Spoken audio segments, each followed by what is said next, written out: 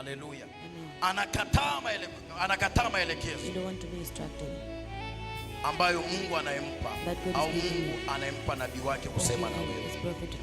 Kila kitu anasema mimi najua. Haleluya.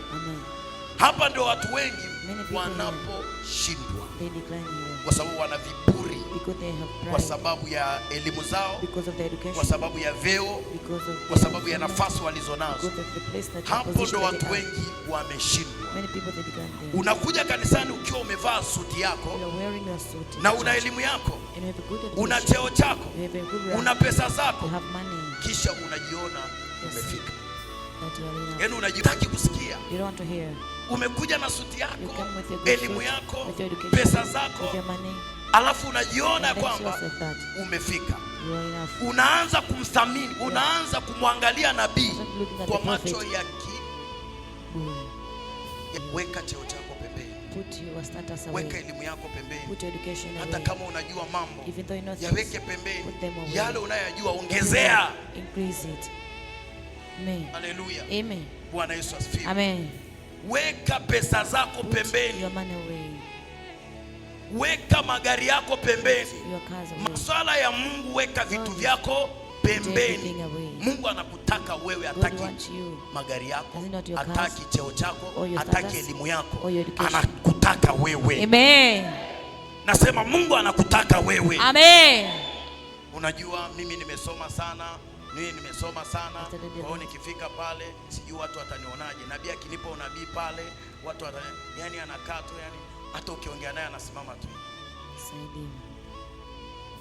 Habari dada? Salama. Afu huko anakuonyesha ufunguo. Kwamba ujue kwamba salama.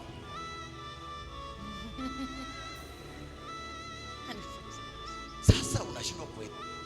Huyu mtu unaongea unasikia, yani maana yake anakuambia mimi ni mtu mwenye cheo, mtu mwenye utajiri. Kwa hiyo anataka kukufanya sasa ushuke, umnyenyekee.